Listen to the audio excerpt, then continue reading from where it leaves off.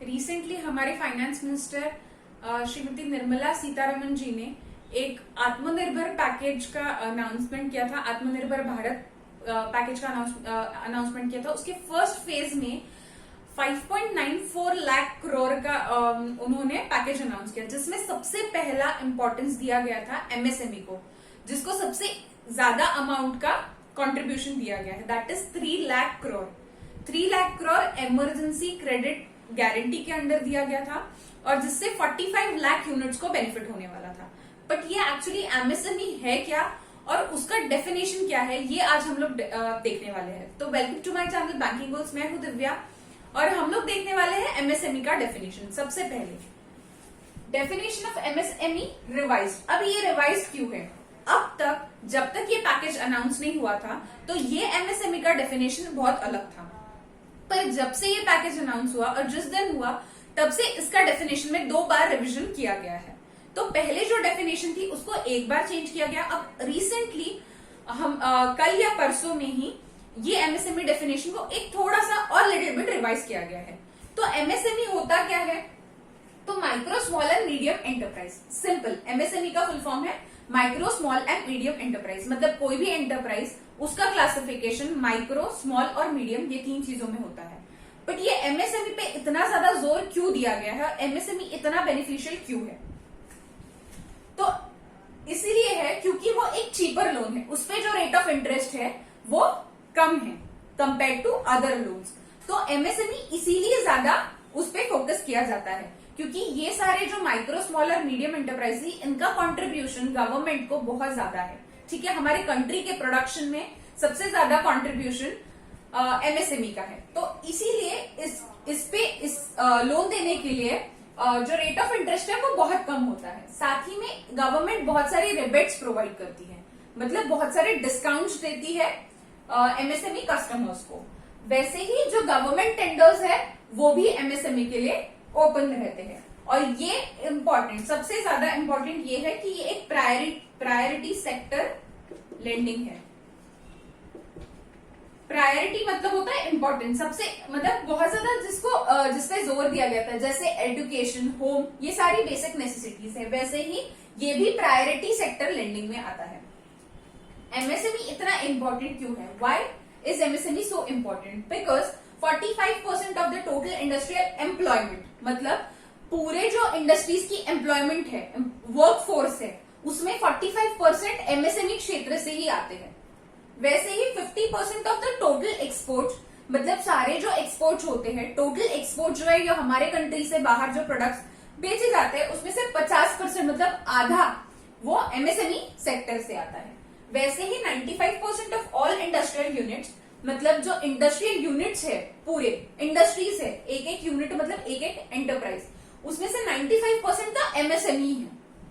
More than 6,000 types of products are manufactured, मतलब हमारे country में जितने भी प्रोडक्ट्स मैन्युफैक्चर होते हैं उसमें से 6,000 अलग अलग टाइप के प्रोडक्ट्स एमएसएमई से आते हैं। मतलब एमएसएमई 6,000 अलग अलग टाइप के प्रोडक्ट्स प्रोड्यूस या मैन्युफैक्चर करता है। एमएसएमई की जो माइक्रो, स्मॉल, मीडियम एंटरप्राइजेस के डेवलपमेंट का जो एक्ट है 2006 का, 2006 में जो एक्ट आया था micro, small and medium enterprises development, उसने इसको 2 क्लासेस में ब्रॉडली क्लासिफाई किया, मतलब 2 क्लासेस में इसको डिवाइड किया। सबसे पहला है मैन्युफैक्चरिंग एंड दूसरा है सर्विसेज। पर मैन्युफैक्चरिंग और सर्विसेज के डेफिनेशन के लिए पूरा जो टोटल इंपॉर्टेंस है वो दिया गया है इन्वेस्टमेंट पे। ठीक है, तो इन्वेस्टमेंट किस में पर? Investment in plant and machinery. जो भी कॉमर्स बैकग्राउंड के स्टूडेंट्स होंगे या फिर साइंस के, उनको पता होगा प्लांट एंड मशीनरी मतलब क्या है। ठीक है, तो जो सारे इंडस्ट्रियल इक्विपमेंट्स है, जो भी प्लांट एंड मशीनरी है, उसमें जो इन्वेस्टमेंट है उसके बेसिस पे मैन्युफैक्चरिंग और सर्विसेज सेक्टर को डिवाइड किया। मैन्युफैक्चरिंग सेक्टर ऐसा होता है, मैन्युफैक्चरिंग एंटरप्राइजेस मतलब जो भी प्रोडक्शन करते हैं, एंड सर्विसेज मतलब जो सर्विसेज प्रोवाइड करते हैं। तो ये जो दोनों क्षेत्र है उसमें ये एमएसएमई सेक्टर को ब्रॉडली क्लासिफाई कर दी है।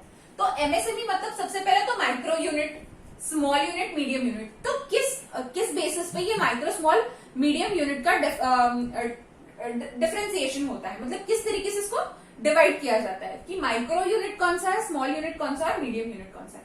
तो पहले जो हमारी एमएसएमई की डेफिनेशन थी उसके हिसाब से अगर किसी भी यूनिट का अगर कोई भी यूनिट मैन्युफैक्चरिंग है, हमने उसी तरीके से टेबल बनाया, अगर कोई भी यूनिट मैन्युफैक्चरिंग यूनिट है और उसका 25 लाख से कम इन्वेस्टमेंट है, ठीक है, it is on the basis of investment and that too in the terms of plant and machine, मतलब इन्वेस्टमेंट किसमें, प्लांट और मशीनरी में। तो उसका अगर इन्वेस्टमेंट 25 लाख से कम है तो वो माइक्रो यूनिट हो जाएगा। वही अगर मैन्युफैक्चरिंग कोई यूनिट है और उसका इन्वेस्टमेंट जो है वो 5 करोड़ से कम है तो वो स्मॉल एंटरप्राइज हो जाएगा, और अगर 10 करोड़ से कम है तो मीडियम एंटरप्राइज। पर अगर कोई भी यूनिट सर्विस यूनिट है, ठीक है, सर्विस प्रोवाइडर है, तो उसका अगर 10 लाख से कम इन्वेस्टमेंट है तो वो माइक्रो यूनिट हो जाएगा, 2 करोड़ से कम है तो स्मॉल यूनिट हो जाएगा, और 5 करोड़ से कम है तो मीडियम हो जाएगा। पर जो बेनिफिट्स आत्मनिर्भर भारत अभियान के अंडर, उसके जो पैकेज के अंडर जो बेनिफिट्स प्रोवाइड करने वाले हैं एमएसएमई को, उसके लिए ये डेफिनेशन को रिवाइज किया गया, ठीक है। तो क्योंकि इकोनॉमिक स्लोडाउन हो चुका है और एमएसएमई सेक्टर जो इतना ज्यादा कंट्रीब्यूशन देता है पूरे कंट्री को, वो बहुत ही बैडली अफेक्ट हुआ। तो उसके डेवलपमेंट के लिए, उसको रीगेन करने के लिए ये डेफिनेशन को रिवाइज किया गया, सो दैट जो उसके अंडर बेनिफिशियरीज है वो उनको बराबर से एलोकेशन वो पैकेज का हो सके। तो इसीलिए इसका जो नया डेफिनेशन है वो अभी हमें सीखने की बहुत ज्यादा जरूरत है। तो रिवाइज डेफिनेशन के हिसाब से मैन्युफैक्चरिंग और सर्विसेज सेक्टर के जो क्राइटेरिया है वो सेम है। जैसे यहाँ पे अलग अलग थे, यहाँ पे इन्वेस्टमेंट और टर्नओवर सेम है, सिर्फ डिविजन किसके बेसिस पे, माइक्रो, स्मॉल एंड मीडियम, ठीक है, micro, small and medium enterprise. तो अगर कोई भी मैन्युफैक्चरिंग सेक्टर रहे, मैन्युफैक्चरिंग यूनिट रहे या सर्विस यूनिट रहे, माइक्रो कब होगा वो, जब उसकी इन्वेस्टमेंट 1 करोड़ से कम है और जो टर्नओवर है वो 5 करोड़ से कम है, ठीक है। अब 2 क्राइटेरिया हो गए, यहाँ पे हम लोग सिर्फ इन्वेस्टमेंट देख रहे थे कि शुरू करने के लिए जो खर्चा लगा है, कैपिटल लगा है, इन्वेस्टमेंट लगा है, जो प्लांट एंड मशीनरी में इन्वेस्ट किया गया है, वो अगर 1 करोड़ से कम है तो वो माइक्रो यूनिट बन जाएगा, वो 10 करोड़ से कम है तो स्मॉल यूनिट बन जाएगा, और 100 करोड़ से कम है तो मीडियम यूनिट बन जाएगा। पर इन्वेस्टमेंट के साथ साथ प्लस अभी जो नई डेफिनेशन है उसमें टर्नओवर भी मैटर करता है। मतलब टर्नओवर मतलब सेल्स, जो पूरे सिंपल टर्म्स में सेल जो एक पूरे साल में होता है उसे टर्नओवर बोलते हैं, ठीक है। डिटेल डेफिनेशन में हम लोग नहीं जाएंगे। तो अगर इन्वेस्टमेंट 1 करोड़ है और टर्नओवर 5 करोड़ से कम है तो वो माइक्रो यूनिट बन जाएगा। इन्वेस्टमेंट अगर 10 करोड़ से कम है और टर्नओवर 50 करोड़ से कम है तो स्मॉल यूनिट बन जाएगा। वैसे ही अगर इन्वेस्टमेंट 100 करोड़ से कम है और टर्नओवर 100 करोड़ से कम है तो मीडियम एंटरप्राइज बन जाएगा, ठीक है। तो इस तरीके से ये डेफिनेशन को अभी हम लोग देखेंगे और जो पैकेज दिया गया है वो इसके बेसिस पे डिवाइड किया जाएगा। बट अभी जो कल परसों में न्यू अनाउंसमेंट हुई है उसमें ये जो एमएसएमई सेक्टर का मीडियम एंटरप्राइज है उसके जो टर्नओवर का जो क्राइटेरिया है उसमें और चेंज किया गया है।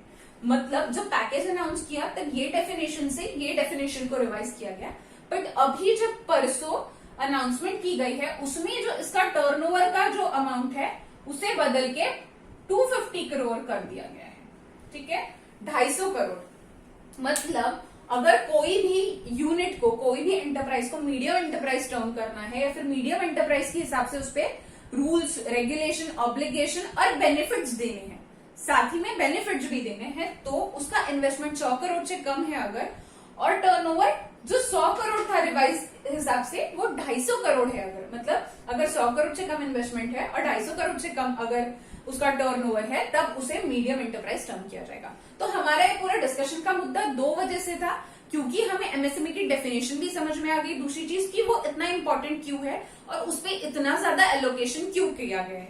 45 लाख यूनिट्स है, उनको बेनिफिट करने के लिए ये पैकेज में इमरजेंसी क्रेडिट गारंटी के तहत 3 लाख करोड़ का अलोकेशन किया गया था। तो वो पैकेज के अनाउंसमेंट के साथ ये जो डेफिनेशन है उसको रिवाइज किया गया है। बट अभी हम लोगों ने इसको डिस्कशन में इसलिए लिया है क्योंकि इसका जो और क्राइटेरिया है उसमें और थोड़े से बदलाव आ गया। तो ये 100 करोड़ की जगह अभी टर्नओवर मीडियम एंटरप्राइज के लिए 250 करोड़ है। तो 250 करोड़ से कम अगर है तो लेस देन 250 करोड़ अगर है तो उसे मीडियम एंटरप्राइज टर्म किया जाएगा, ताकि जो भी बेनिफिशियरीज है उनको बराबर से बेनिफिट मिल सके।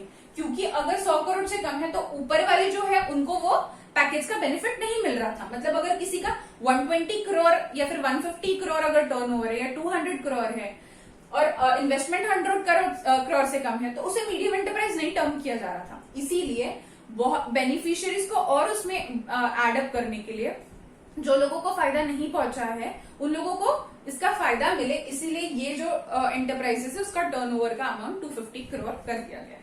तो ये सारा हमारा पॉइंट था डिस्कशन का। Thank you so much for watching the video guys. मेरे वीडियो को जरूर लाइक करें, चैनल को सब्सक्राइब करें, ज्यादा से ज्यादा शेयर करें। Thank you so much.